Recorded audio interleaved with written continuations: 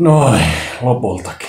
Näiden systeemien laittamisessakin aina kestää. Mikä osittain on syynä sillekin, että mä olen tässä huomenna hankkimassa tuommoista webkameraa, jolla sit olisi iisimpää tälleen vaan istuskella ja sitten vaan laittaa kuvausvälineet käyntiin. Vittu kun mä en hommannut pattereita tossa kotiin tullessa. Vois käyttää taskamia pitkästä aikaa, kun tuolla pihalla nyt taas sataa, mut anyways. Mä tulin tässä jo ennen tätä webkamera-ajatusta hommanneeksi tällaiset. Kas noin. Elikkä tämmöset kikkelit. Ja minkäköhän ihmeen vuoksi, kun mulla on jo entuudestaan nämä tässä. No siis ongelmahan oli se, tai siis on, se että kummassakin näissä on vain yksi teratavu. Tämän mä siis sain aikanaan Tektorilta, kun ne oli jotenkuten pelastaneet sen mun 15-tuumaisen MacBook Proon datan ja sitten kopsanneet sen tähän näin. Ja tää toinen tuli taas hankittua semmoseksi, mikä nyt olisi oikea suomennos, tavallaan varmennukseksi. Yleensä kun tyypit ajattelee, että nyt varmuuskopioidaan kaikki koneessa oleva data, niin ne aika usein mieltää kyllä sen sillä tavalla, että otetaan kopiot vaan yhdelle kovalevylle. Ja sit useimmiten, tää on siis lähinnä mun käsitys, kun ei osata ajatella sitä varmuuskopiointihommaa pidemmän päälle, tai kuten mun tapauksessa, ei vaan jakseta, niin usein tulee sitten kopioitua silleen säännöllisen epäsäännöllisesti ja vieläpä silleen manuaalisesti, että kopioinpa tässä nyt nämä tiedostot tonne kovalevylle. Ja sit aikaa myöten, kun kyllästyy semmoseen manuaaliseen nysväämiseen, niin tuppaa valitettavasti käymään niin, että semmonen ylipäätään koskaan tapahtuva kopiointi, se vaan unohtuu. Ja sitten sinä kauniina päivänä, kun tietokoneen ensisijainen kovalevy tai tietokone itse pettää sillä tavalla, ettei siihen ensisijaisessa kovalevyssä olevaan dataan pääse käsiksi, niin sit vasta huomataankin, että eipä tullut päivitettyä kopioita tämmöiseen. Ja siis aivan vasta-alkajille, jotka on täydellisesti tietotekniikan uunoja, niin heille kun alkaa puhumaan näistä varmuuskopioinninkin moninaisuudesta, niin saattaa helposti tulla, jos käyttää semmoista valmissovellusta, valittua vaan semmonen toiminto kuin backup. Siihen mä palaan tässä myöhemmin, mut ensin. Miksi mä ylipäänsä käytän 2 varmuuskopiolevyä? Yksi mun mielestä aika validi pointti on se, että kun mitkään kovalevyt ei koskaan ole ikuisia, ja siihen, että milloin mihinkin tulee semmonen käytön lopullisesti estävä vika, kun siihen liittyy semmoista randomaalisuutta, mitä oikeastaan kukaan ei pysty ennustaa, niin on ihan validia olettaa, että on mahdollista, että esimerkiksi vaikka tämä hajoaa ennen tätä. Ja näin ollen siis on täysin mahdollista, että jos joku aloittelijatyyppi on luottanut vain yhteen varmuuskopiolevyyn, niin sitten kun sitä levyä tarvittaisiin, niin se ei enää toimikaan. Senpä takia on hyvä vähän niin kuin hajauttaa sitä tämmöistä massamuisteihin aivan yleisesti liittyvää riskiä sillä tavalla, että kopioikin omat tiedostonsa 2 kovalevyyn. Ja näin tulee toteuttaneeksi semmoisen kuvion, että omaa dataa pidetään 3 paikassa, kun otetaan lukuun se tietokone, mistä siis kaikki data kopioidaan niihin 2 kovalevyyn. Ja jos en mä tätä tullut vielä sanoneeksi, niin se miksi mä tulin näistä huolimatta hankkineeksi uudet 4 teratavun varmuuskopiolevyt johtuu ihan siitä yksinkertaisesta syystä, että kun aikaisemmin Mac Minin aikoihin mun päällimmäisessä pöytätietokoneessa oli vain 500 gigaa massamuistia, niin nytten tämän mun nykyisen PC:n yhteenlaskettu massamuisti on vähän alle 2 teratavua. Eli tää mun käytettävissä oleva massamuisti on Mac Minin ajoista noin 4-kertaistunut. Ja mitä muutakaan se voi meinata kuin sitä, että sitten myös varmuuskopiolevyjen pitää vastata tähän kysyntään. Jos tavoitteena todellakin on, että datan säilyttäminen mahdollisimman vaivattomasti olisi pitkälläkin aikavälillä millään lailla taattua. Tai siis sen todennäköisyys maksimoitu. Videon tässä vaiheessa lienee kaikille itsestään selvää, että semmonen seikka, mitä minun mielestä pitäisi kaikille opettaa jo peruskoulussa, on se, että jos millään todennäköisyydellä haluaa tulla takuuseen siitä, että varmuuskopiot todellakin pysyvät ajan tasalla ja säilyvät sen ajan yli kuin nykyinen tietokoneesi kestää, niin ensinnäkin hän meidän pitää se varmuuskopioiden säännöllinen päivittäminen jotenkin tehdä automaattisemmaksi. Jotenkin semmoiseksi, että siinä joku semmonen ohjelma pystyy niin sanotusti peilaamaan tai synkronoimaan halutut kansiot halutulle tai kuten tässä tapauksessa halutuille kovalevyille. Ja nykyään kun mä tosiaankin oon Windows-ympäristössä, enkä mä oikeastaan missään vaiheessa oo luottanut Applen tohon vähän vastaavanlaiseen Time Machine-sovellukseen, niin mun piti sitten vähän tuolta tekoälyltä konsultoida, että millainen olisi hyvä sovellus tämmöiselle komentokieliin tottumattomalle, joka mieluusti käyttää käyttäjäystävällistä käyttöliittymää. No mä sit sain löydettyä semmosen mielestäni aika asiansa hyvin ajaneen sovelluksen kuin Aomei Backupper. Ja siis mun mielestä semmonen aloittelijan ansa on se, että siinähän on semmonen toiminto kuin backup. Mutta koska ainakin mun tavoitteena on se, että mitkä tahansa mun tämmöiset varmuuskopiot ovat riippumattomia sovelluksista, joilla se varmuuskopio tehdään, ja myöskin riippumattomia käyttöjärjestelmistä, niin tää tekoäly osasi sitten opastaa mulle, että oikeastaan mun varmuuskopiotavoitteisiin sopii semmonen toiminto kuin sync. Eli synkronointi, eli jonkinlainen NS-peilaus. Eli se, että mä valitsen mun tietokoneelta tietyt kansiot, jotka mä sitten synkronoin näihin tässä näin. Tokihan mä koetin aluksi semmoista, että mä olisin vaan synkronoinut koko sen sisällön, mitä on sekä tossa mun PC:n ensisijaisessa kovalevyssä, että sitten toisessa siinä PC:n sisällä olevassa täydennyskovalevyssä.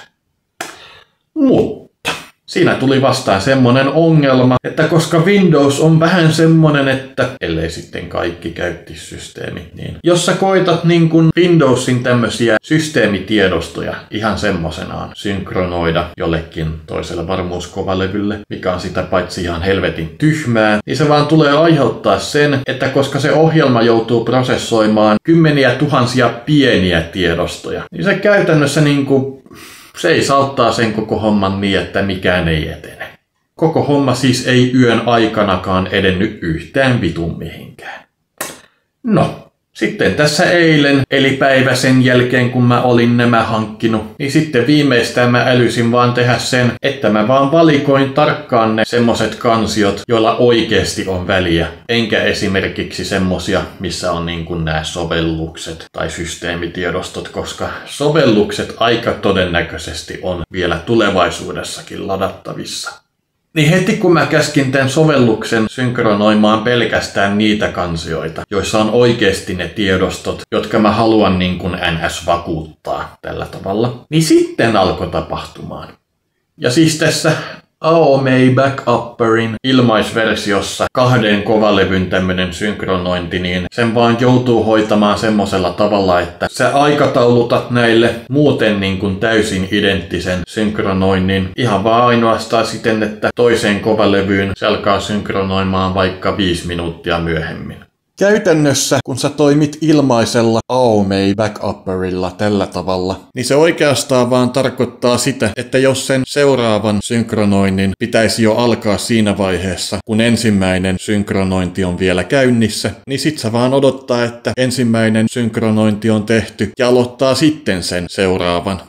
Mut siis kun mä löysin tämmösen synkronoinnin, mikä siis myös vastaa sitä visiota, että toivotut tiedostot päivitetään näihin varmuuskopiokovalevyihin, niin nyt mä oon kyllä aika vakuuttunut siitä, että mä olen varmuuskopioinnin osalta päässyt mun tavoitteeseen. Mitä siis liittyy tähän mun nykyiseen päätietokoneeseen, eli tohon mun itse kasattuun PC:seen. Mut siis mä ihan muutenkin sanoisin PC:n omistajille, ainakin aloitteleville PC:n omistajille, en siis semmosille, joilla on muakin enemmän kokemusta, niin kuitenkin. Niille mä sanoisin, että aina kun sä haluat lisää massamuistikapasiteettia, niin budjetoi myöskin silleen, että sä pystyt myöskin sen kapasiteetin lisäyksen jälkeen pitämään yllä varmuuskopiota ihan kaikesta sun shitistä. Ilman, että sun tarvitsee silleen muistin puutteessa hajauttaa kaikkea muistitikkuihin ja useampaan kovalevyyn. Siis tää munkin homma on ollut tämmöstä ihan käsittämätöntä pelleilyä, nyt kun tätä jälkiviisana katsoo. Tässäkin vaan tulee vastaan se tosiasia ennemmin tai myöhemmin, että sulla vaan olisi hyvä olla semmonen pitkän aikavälin näkemys ja visio siitä, että kuinka vitun paljon massamuistia sä tulet käyttämään. Jotta sä voit myöskin vastaavasti visioida sille ihan helvetin valtavalle massamuistillesi sitä vastaavan valtavan backup-kyvykkyyden. Joo, siis kyllä on nykyään aika hyviä näitä tämmösiä pilvipohjaisia vaihtoehtojakin.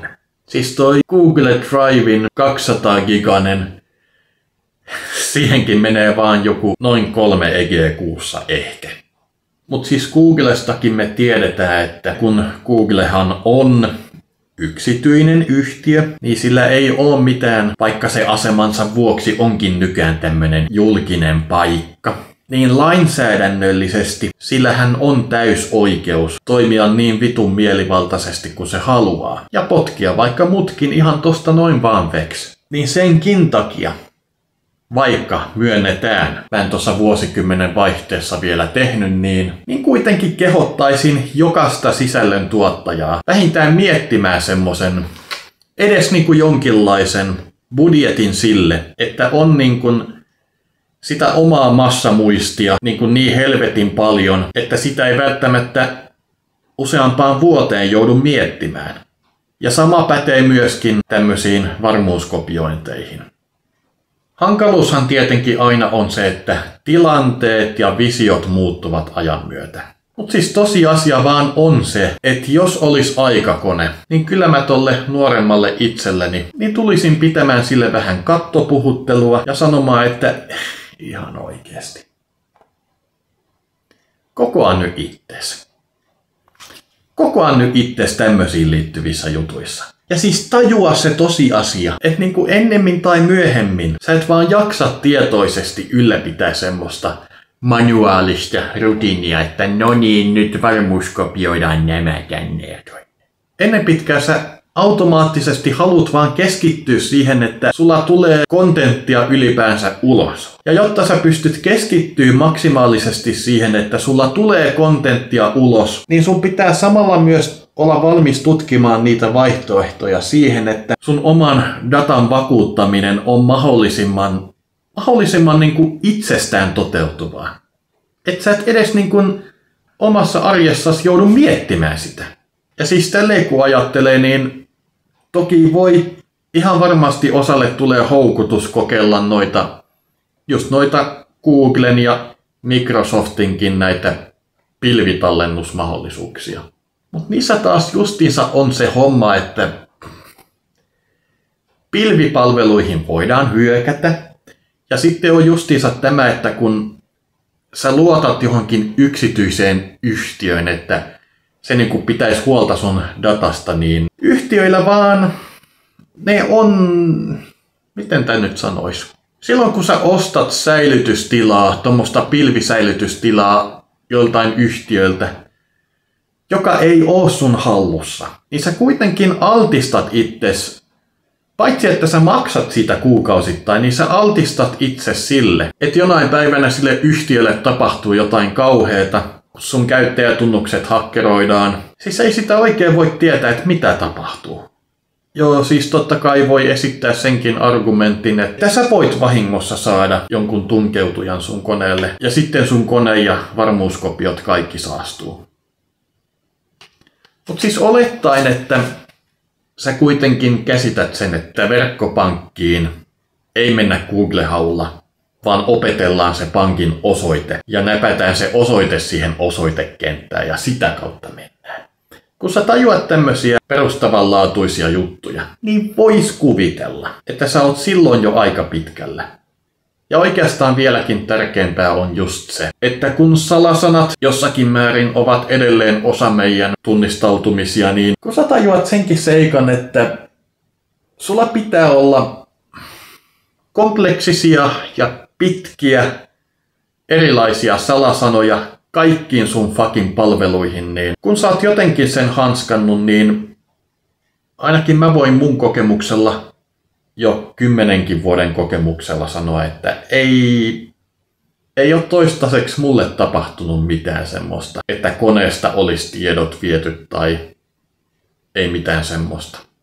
Mut siis anyway, mun mielestä jokaisen tämmöisen kontentin tuottajan, joka on vähänkään silleen tiedostaa sen, että tulee ehkä tehtyä kontenttia määrättömän pitkän aikaa, että ei edes tiedä, että kauanko aikoo tehdä kontenttia, niin mun mielestä jokaisen niin kun videon tekijän täytyy vaan handlata se tosiseikka, että sä tarvitset massamuistia, ihan vitusti massamuistia ja sitten vielä vitummin sitä varmuuskopiointitilaa. Koska siis jossain mä oon lukenut semmoisen suosituksen, että oikeastaan varmuuskopiolevyn pitää olla kooltaan kaksinkertainen siihen, mitä on sun tietokoneen yhteenlaskettu massamuisti. Mut siis joo, saa nyt nähdä, että miten luotettavasti hommat alkaa menemään tuolla AOMeilla. Mä ainakin kyllä toivon, että se tulisi olemaan Time Machinea luotettavampi systeemi. Koska siis vaikka Applenkin koneesta sanotaan, että kun vertaa Windowsiin, niin ne vaan toimii. Niin ei Applekaan ole täysin vapaa semmosista vittumaisista bugeista. Ja siis toi Applen Time Machine, eli semmonen aikakonesovellus, niin kyllä siinäkin joskus, kun mä sitä käytin säännöllisen epäsäännöllisesti, niin kuvitelkaapa. Joskus kun mä käskin sitä päivittämään kopiot, niin se saattoi aloittaa sitä kopiointia jonkun aikaa. Ja sit se ei vaan tehnyt sitä kopiointia. Se sovellus vaan oli silleen, että joo, mä tässä valmistelen tätä kopiota. Mut sit kun sä hetken päästä katot, että onko uutta kopiota tehty, niin ei ole. Siis kuvittele, sä käsket varmuuskopiointisovellusta päivittämään sun varmuuskopiot. Ja sit se ohjelma esittää sulle, kuin se olisi alkamassa tekemään sitä. Mut sit se ei tee sitä.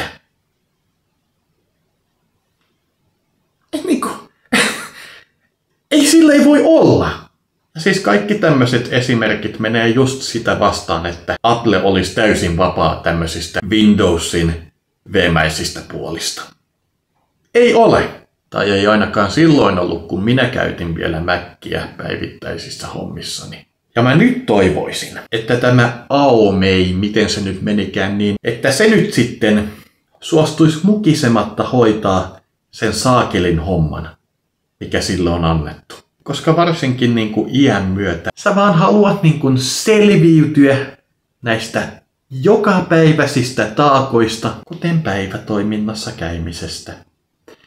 Ja siitäkin, että huomenna, jotta mä en joutuisi tätä puhelimen akkua enää tuhlaamaan, ja kun mä nyt taas haluan aloittaa tämmöiset puhuva naama-videot, niin mä haluan selviytyä ihan vaan siitäkin, että huomenna päivätoiminnan jälkeen mä käyn verkkokaupan Noutolokerikosta hakemassa itselleni semmosen Logitechin webcamin, jolla mä sitten jatkossa voisin hoitaa tämmöiset puhuva naama-videot. Ja siis tämän videon nämä viimeisetkin minuutit taas osoittaa, miten niin kuin persoonatonta on toi tekoäly-äänikloonin tuottama ääni.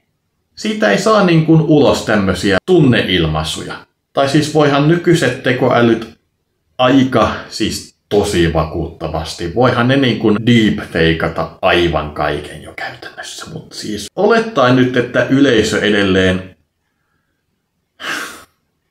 uskoo, että mä en oo mikään kone. Tai että me ei oo eletä missään fucking simulaatiossa. Niin olettaen, että yleisö nyt uskoo siihen, että mä oon vaan yksinäinen autisti, joka puhuu puhelimelleen ja samalla koettaa välittää viestiään yleisölleen. Niin kun me nyt lähdetään tästä oletuksesta, niin kyllä mä aika hyvin jo alan tajuta, miksi tyypit on tykänneet. Ja ehkä nyt tekoälyn myötä jopa enemmänkin tykkää tämmöisestä vähän autenttisemmasta kontentista, kun mun tää puhuva naamatyyli on tiedetty jo niiltä ajoilta, kun tekoäly ei vielä ollut tämmönen niinku kaiken kattava deepfake-uhka, mitä se nyt on. Ei se joo, näyttää kyllä aika toivottomalta, mitä mä oon noita juttuja tossa lukenut. Tai no, sitten meidän vaan pitää hyväksyä semmonen oletus, että tämäkin video on jo pelkkää fucking simulaatiota ja mua ei edes ole olemassa. Tätä mun PC-täkään ei ole takuulla olemassa.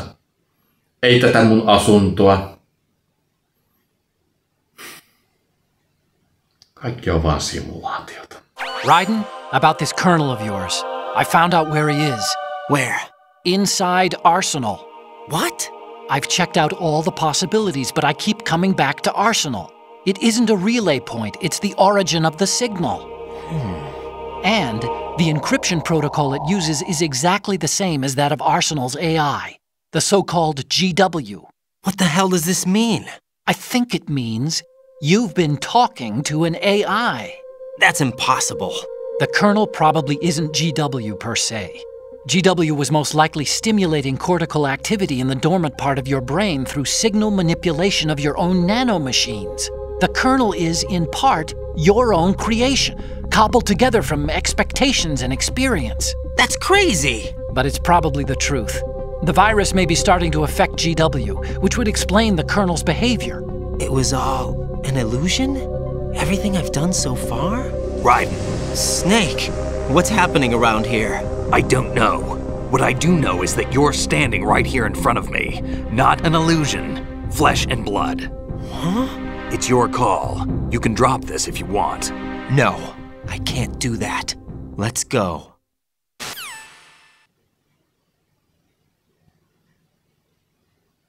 No mutta toisaalta jos kaikki onkin vaan simulaatiota, niin ehkä mä voin kaivautua ulos tästä simulaatiosta ja vihdoin elää sellaista elämää kuin mä haluaisinkin. Olettaen nyt, että tää video kuitenkin vastaa todellisuutta, niin toi mun muumimusiikkihommailu, ehkä osa on jo vuosienkin aikana tiennyt tän tosiseikan, mikä siihen liittyy, niin on se, että se on ollut semmoista eskapismia. Mulla nimittäin on aika vaikea tää mun niin kun netin ulkopuolinen elämä. Kun nytten tammikuussa toi Mutsin halvaki jouduttiin lopettaa. Ja nyt tänä keväänä tukihenkilö joutui lopettaa, kun se löysi töitä. Et joo.